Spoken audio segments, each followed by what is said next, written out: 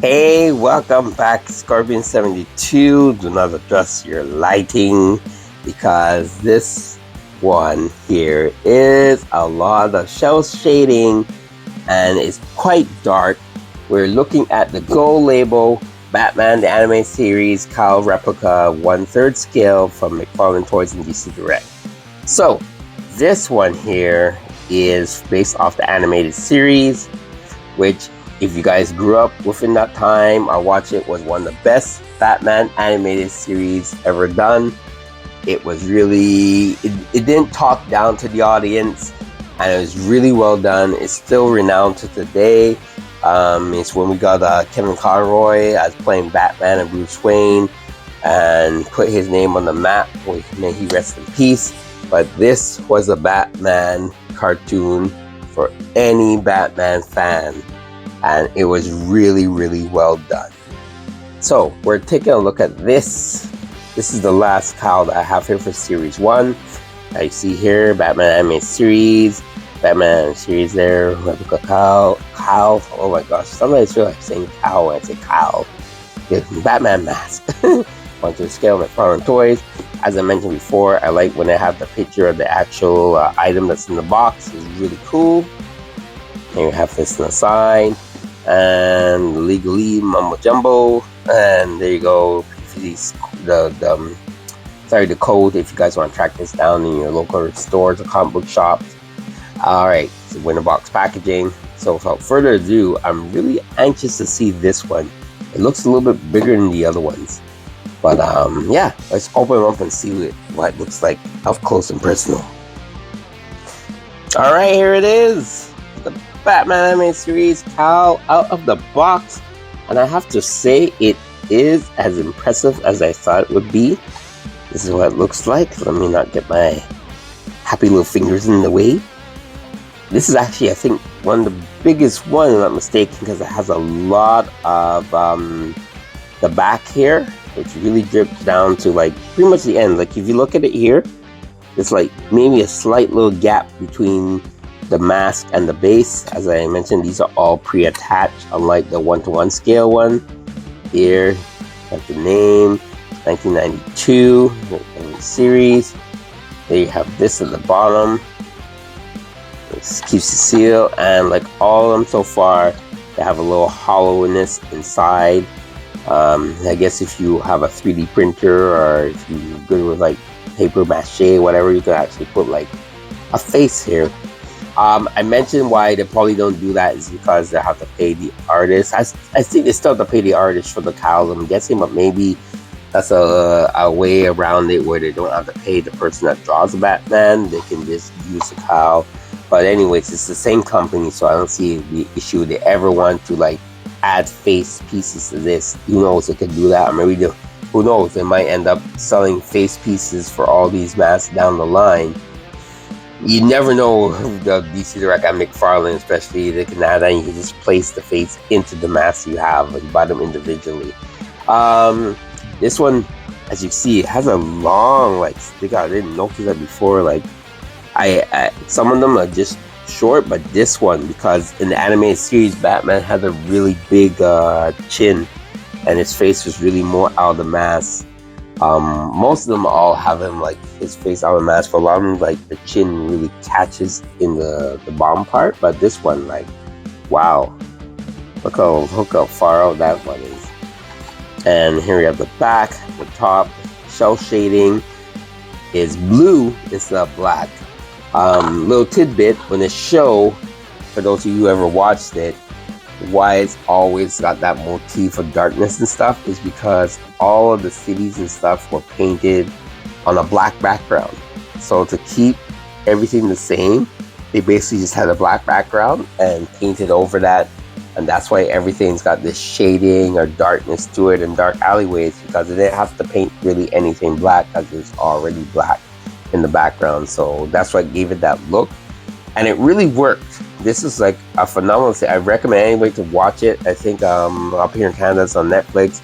You can buy the DVDs, Blu-rays. It's really one of the best Batman series, and it kind of led into a Superman animated series, and then what eventually became Justice League led into Justice League and Justice League Unlimited.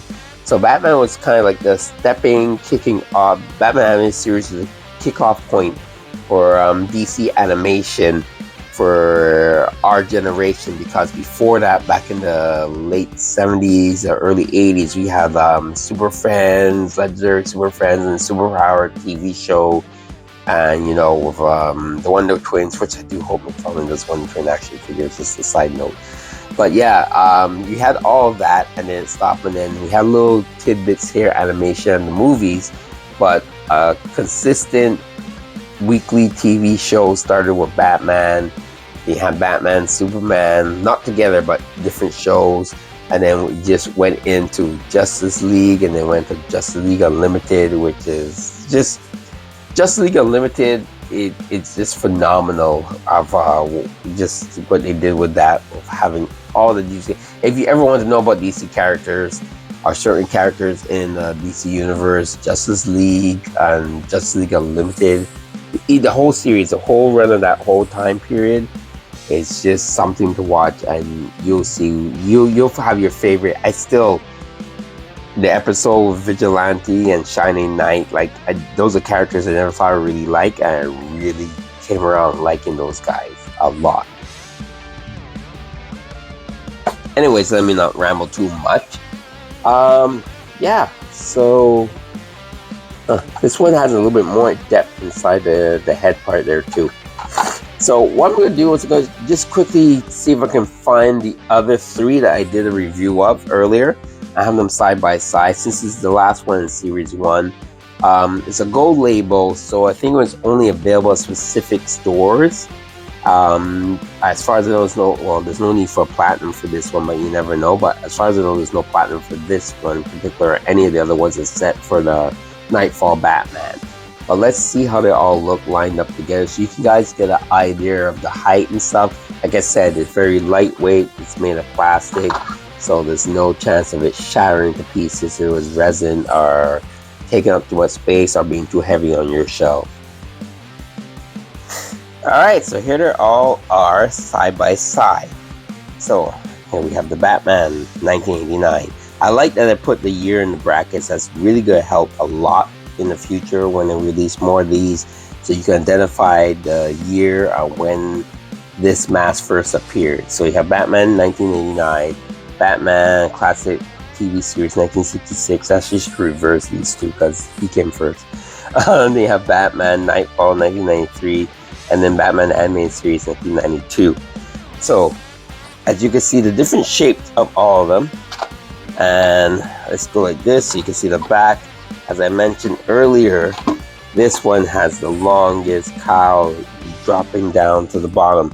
So I'm glad they didn't cheapen out on that. They really just made the whole cowl how it would fit on Batman minus the cape, which is really cool. And then we turn from the side so you can see, there you go, the depth of them. And like I said before, he has the longest point outwards. And then you have, movie one. He's next. I think he looks a little bit pointy out in this one, but his is really sticking out the cowl front part there with the eyes. And speaking of the eyes, as I mentioned before, I think what's happening is that if it's comic book, they're going to have the eyes whited out, like if it was a comic book. But if it was an actor that portrayed the character of Batman, they're going to have them hollow out. So that allows customizers or anybody who wants to put eyes in there and put a little either paper face or even a little plastic 3D thing in the section in the mouth and eyes, where it allows them to do that. Same thing with this, if they want to put the chin and the lips and the mouth there, the face, I mean, they can do that. Or you never know, they might release something like that. You just put it in faceplates, because McFarlane's now doing that with his figures. You just change the faceplate to get different expressions rather than doing 3 different heads. That's for the collector's edition of the toys. If those of you guys who get that figures or get those the DC Multiverse line from them too, you know what I'm talking about. Sorry, know what I'm talking about.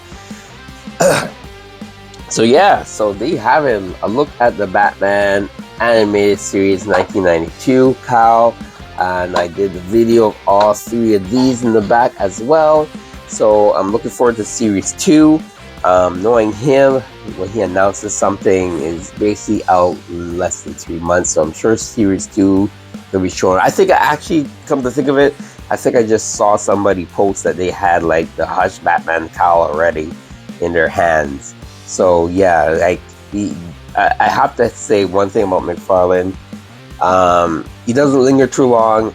It doesn't take too long when he announces stuff. It's like you got like basically 3 months or less before that stuff shows up on the shelf in the store. Sometimes he announces something and it's either already out and he's a little late about announcing it because we already had it in hands for a couple of weeks, or he announced something now and it comes out in like a week or 2. And I've seen that happen throughout this whole year. So yeah, you have to be really on your toes when it comes to McFarlane Toys and stuff like that when he's releasing action figures, any of his products, for anything from animation to gaming to the comic book, even like the Marvel PVCs he's doing now. I think they already did the Upper Wave 3 in like less than 4 months. Like I'm seeing this stuff popping out. Like wow! Like I'm just really amazed at how fast this stuff comes out. It's cool, and you don't have to wait too long. That's the plus side, and the downside is that it gives you next to no time for your wallet to recuperate. Like the moment you think you have a breather, something else is right there on the corner, and like man, like you gotta be on the ball. Like I said, you really gotta be on the ball. Alright, so this has been a look at the Batman the Animated Series 1992 1/3 scale cowl replica, the Batman mask. And thank you very much for watching. Like, comment, subscribe, and I'll definitely catch you guys in the next one. And the next series of these cowls will come out. I'll be doing a review and look at these as well. These are really fun. I can't wait to see how many we end up with between now and this time next year. And it's gonna be really, it's gonna be a fun ride. I can't wait. I'm going to just enjoy the ride, man. And they're inexpensive, by the way. You find our local comic book shops, online retailers. Up here in Canada, like $20. That's another thing. Yeah, I realized that I didn't mention this in my other videos. It's like, I'm sure each place has their own MRSP price point, but for the less than 20. So like I said, that's less than 25 bucks. These are not bad. So it's a quick and easy pickup. And like I said, if you're a fan of Batman, fan of DC, I do recommend getting these. Alright, so this is Scorpion72. Again, saying you like, comment, subscribe. Thanks very much for watching. And I'll catch you in the next one. Hey, enjoy your toys and keep collecting, man. Enjoy. Alright, Scorpion72 signing off.